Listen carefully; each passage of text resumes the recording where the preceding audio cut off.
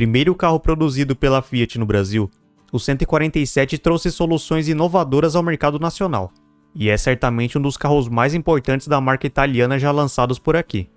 Ele ajudou a Fiat a se consolidar como uma das 4 grandes montadoras do Brasil na época, ao lado da Volkswagen, Ford e Chevrolet. Quase 40 centímetros menor que o Fusca, pode-se dizer que ele foi o primeiro veículo realmente compacto desde o Romizeta, que havia saído de linha em 61, e apresentava uma excelente estabilidade, economia e espaço interno, ganhando fama por ser um veículo pequeno por fora e grande por dentro. Mas você sabe exatamente quais as inovações que ele trouxe ao mercado brasileiro? Conhece a sua origem e sua curiosa versão esportiva Rally, bem rara nos dias de hoje? Fique até o final desse vídeo para você descobrir isso e muito mais sobre a trajetória do Fiat 147.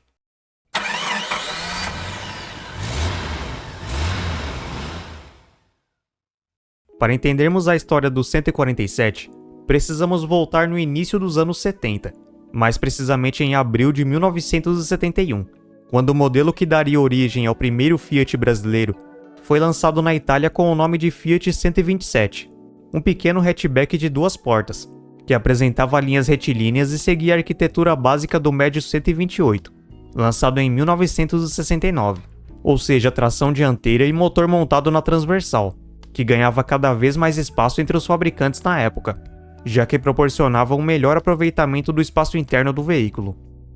O pequeno Fiat 127 era disponibilizado inicialmente apenas em uma única versão, com um acabamento simplificado e sem muito luxo. Uma curiosidade é que, diferente do futuro 147 brasileiro, a tampa do porta-malas era pequena e não envolvia o vigia traseiro, o que mudaria apenas em 72, quando a marca introduziu a versão L e junto dela uma nova tampa do porta-malas, agora levantando junto com o vigia traseiro. O motor que equipava o modelo não era igual ao do 147, sendo um antigo propulsor Fiat OHV de 903 cm3, com 47 cavalos de potência e 6,5 kgfm de torque. Uma das suas maiores qualidades, além do excelente espaço interno, era a economia de combustível, atributo que seria muito requisitado pelo público consumidor pouco tempo depois, em razão da primeira crise do petróleo de 73.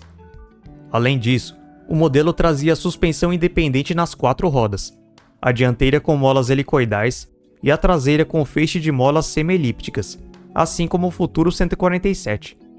O sucesso do carrinho foi imediato, e em 72 foi eleito o carro do ano por jornalistas da Europa. E 3 anos depois, em 75, foi o carro mais vendido do continente.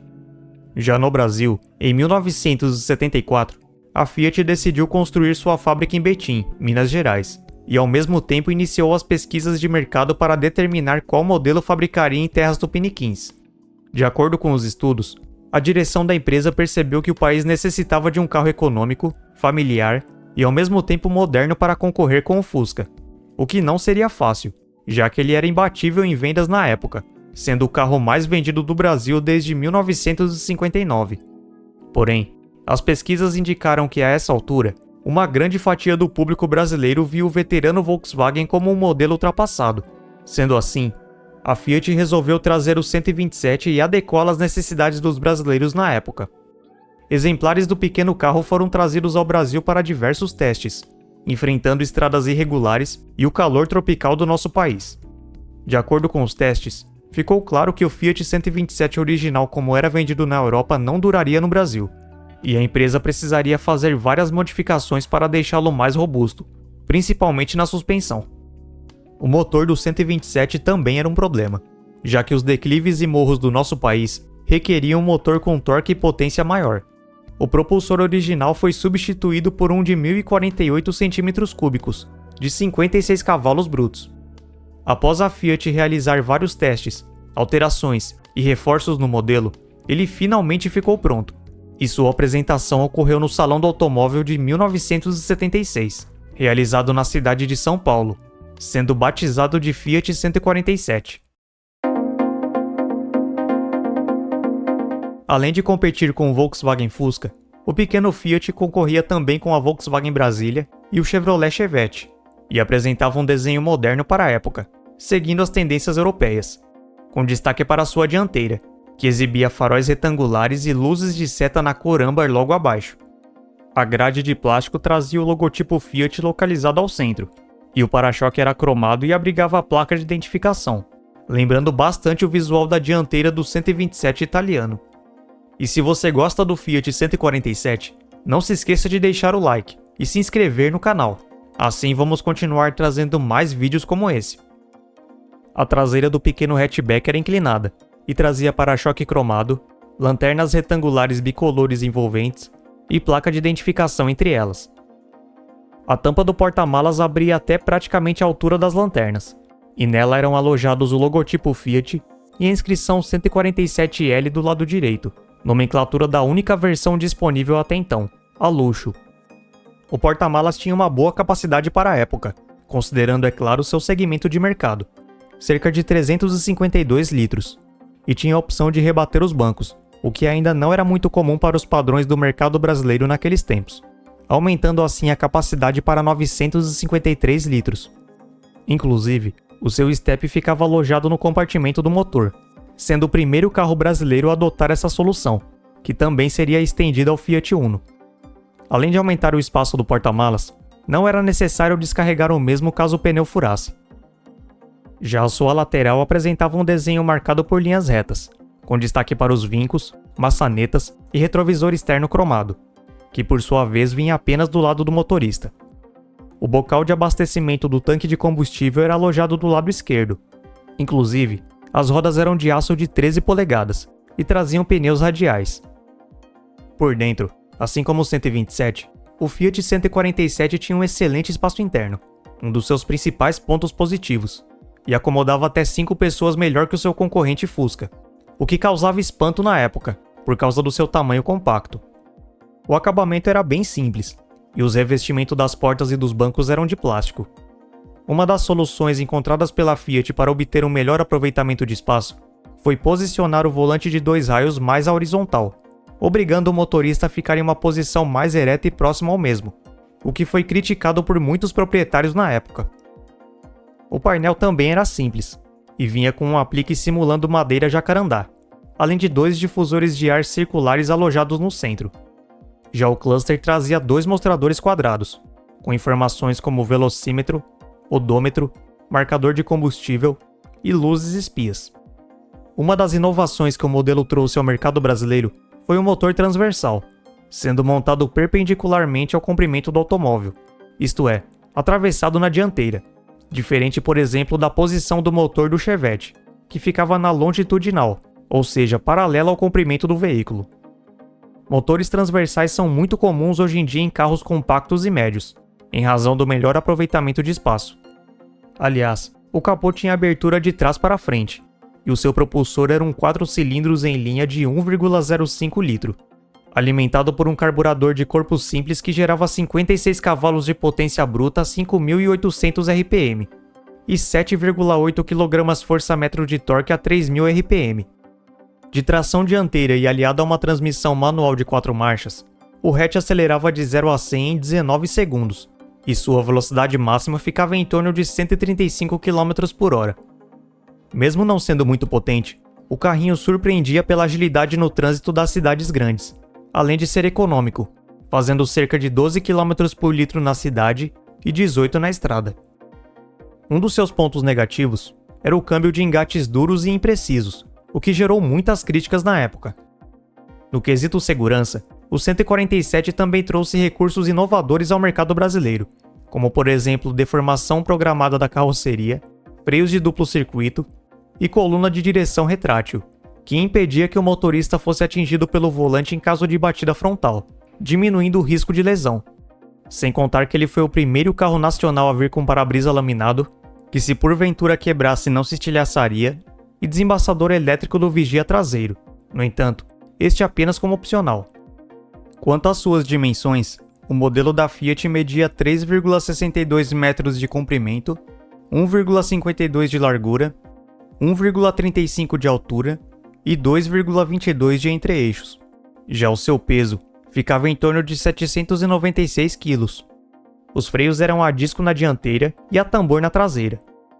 Mesmo com todos os seus atributos, o 147 não caiu de imediato no gosto do público, já que muitas pessoas consideravam o carro muito frágil e pequeno.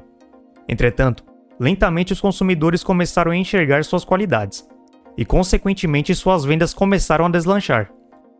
Em 77, já como linha 1978, a marca italiana introduzia duas novas versões de acabamento para o seu modelo, sendo elas a básica e a topo de linha GL, sigla para Gran Luxo. A versão básica vinha com as maçanetas das portas e para-choques pintados na cor preta, além de um acabamento mais simplificado. O 147 GL, por sua vez, vinha com rodas exclusivas, grade dianteira com filetes metálicos e para-choques com frisos de borracha.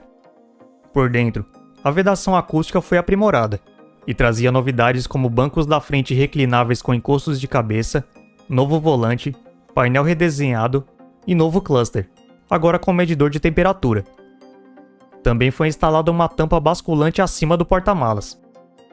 A Fiat reposicionou o 147L como versão intermediária, entre a básica e a GL, e recebeu novos retrovisores, bancos redimensionados e mais aconchegantes, e tampa do bocal do tanque de combustível com chave.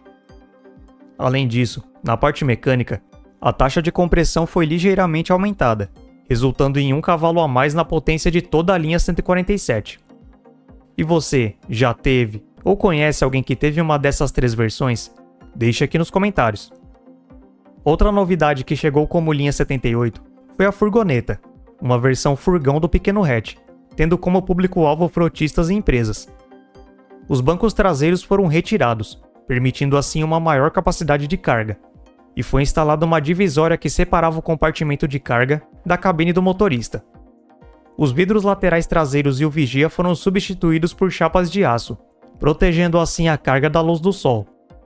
Uma curiosidade é que, além da Fiat, a Ford também ofereceria um veículo seguindo este conceito, o Ford Corcel 2 Van, e a Volkswagen disponibilizaria o Gol Furgão, ambos lançados anos depois, já na década de 80. Na 11ª edição do Salão do Automóvel de São Paulo, ocorrida no final de 1978, a Fiat lançava já como linha 79 a versão GLS, equipada com um motor mais potente de 1,3 litro, que rendia 61 cavalos brutos, e se diferenciava dos demais modelos pelos faróis de milha retangulares posicionados acima do para-choque, desembaçador traseiro, faixas laterais adesivas, vidros verdes e inscrição GLS 1300 na lateral do capô. As maçanetas eram pintadas na cor preta, e o logotipo Fiat retangular localizado no centro da grade foi substituído pelo emblema circular esportivo da marca, além de trazer a sigla da versão alojada no canto inferior esquerdo. Essa versão contava com cintos dianteiros retráteis de 3 pontos, novo volante esportivo de 3 raios, painel do modelo GL, rádio e encostos de cabeça no banco traseiro, algo inédito no segmento até então. O painel de instrumentos foi redesenhado e agora vinha com contagiros. No centro do painel, ainda havia um relógio analógico à direita e um manômetro de óleo à esquerda. Além dessas novidades, ele também ganhou revestimento em veludo. A versão esportiva 147 Rally também vinha nessa época, muito parecido visualmente com o GLS, dispondo de itens como faróis auxiliares, rodas de aço com desenho exclusivo, tomada de ar para a curta grade localizada no capô, spoiler dianteiro, faixas pretas laterais com inscrição Rally 1300 e para-choques pintados de preto fosco. No seu interior, havia assentos dianteiros com encostos reclináveis e apoios de cabeça embutidos, revestidos em curvinho na cor preta. O volante esportivo e o painel de instrumentos eram os mesmos do GLS, e existiam mais 2 mostradores no centro do painel, com informações como manômetro de óleo e voltímetro. Mas a principal novidade estava na parte mecânica.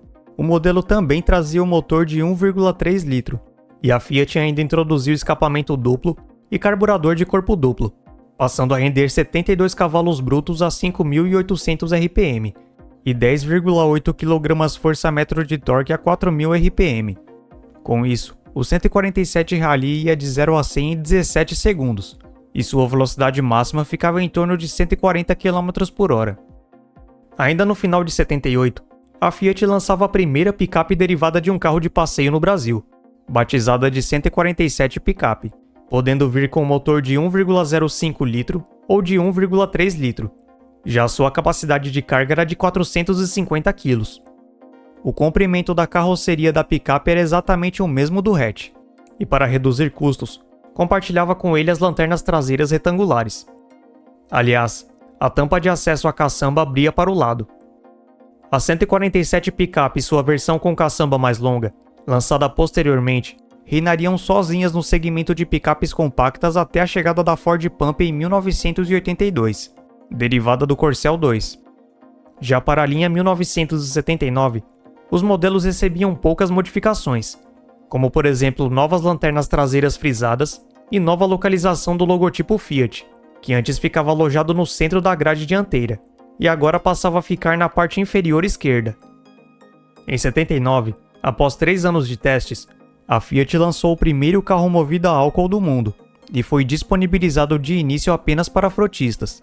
Somente depois de alguns meses essa versão seria oferecida para o público geral. Ela trazia o mesmo motor de 1,3 litro do modelo a gasolina, mas com taxa de compressão elevada de 7,5 para 11,2 para 1. Sendo assim, o 147 com propulsor movido a combustível vegetal ganhou 1 cavalo a mais em relação ao motor a gasolina, ficando com 62 cavalos de potência bruta. O torque também aumentou, passando de 9,9 para 11,52 kgfm de torque. No início do ano de 1980, a Fiat lançou a primeira restilização do 147, com profundas mudanças na sua dianteira, que recebia nova grade levemente inclinada para a frente e logotipo Fiat localizado ao centro. Os faróis retangulares ficaram maiores e eram ladeados pelas luzes de seta na cor âmbar, e acima delas ficavam as luzes de posição incolores. Os para-choques antes feitos de aço eram substituídos pelos de plástico de polipropileno, que podiam vir nas cores preto ou cinza. Além disso, o capô também ficou ligeiramente inclinado. Já na traseira, os modelos receberam novas luzes de placa, agora nas laterais. Apenas as versões L, GL, GLS e Rally receberam a nova frente, que era chamada de Europa, e a versão básica, furgoneta e picape permaneceram com o antigo visual. Aliás, as faixas laterais das versões GLS e Rally foram substituídas por frisos de borracha. Em abril desse mesmo ano, a montadora italiana lançava a perua do 147, batizada de Fiat Panorama, e apesar de conservar o entre-eixos do hatch, ela tinha 18 centímetros a mais de comprimento em relação ao mesmo, sendo disponibilizada nas versões básicas C, sigla para Comfort, e CL, sigla para Comfort Luxo, a versão topo de linha. O seu principal atributo era o espaço para carga, com capacidade de 730 litros, e ainda havia a opção de rebater os encostos dos bancos traseiros, caso fosse preciso levar mais carga, ampliando para 1.440 litros. Debaixo do capô, tanto a Panorama C como a CL vinha equipada com o motor de 1,3 litro de 61 cavalos brutos. Em outubro de 1980, era apresentado o furgão Fiorino ainda com a frente antiga, e o acesso ao compartimento de carga se dava através de 2 portas abertas para o lado. Inclusive, o novo furgão tinha capacidade de carga de 420 kg. Em 81, a 147 picape passou a utilizar a plataforma da Panorama, mas ainda exibia a frente antiga, e ficou 15 centímetros mais longa que o hatch. Já a sua capacidade de carga aumentou para 500 kg. Na traseira, a tampa antes aberta para o lado, agora se abria para baixo, e ela também recebeu novas lanternas, a mesma da Panorama, e estava disponível agora somente com o motor de 1,3 litro. Com todas essas mudanças, a empresa italiana resolveu rebatizar o seu utilitário de Fiat Fiorino Picape. Ainda nesse mesmo ano, em 81, foi lançado o Fiat 147 Série Especial, em comemoração ao 500.000 de exemplares do hatch fabricados no Brasil. E aqui finalizamos a parte 1 do vídeo da história do 147. Na parte 2, que será lançada em breve, abordaremos a chegada das novas versões, atualizações e novidades até o ano de 1986, quando a produção do hatch foi encerrada no Brasil. E você, já teve ou já andou em um 147? Deixe aqui nos comentários a sua experiência com esse clássico. Se você gostou desse vídeo, Provavelmente vai gostar desse que está na tela sobre a história da Fiat Panorama, a perua da linha 147. Lá você vai descobrir por que suas vendas caíram tanto ao longo de sua trajetória e vários outros fatos e curiosidades incríveis sobre esse carro. Confere lá. Um grande abraço e até o próximo vídeo.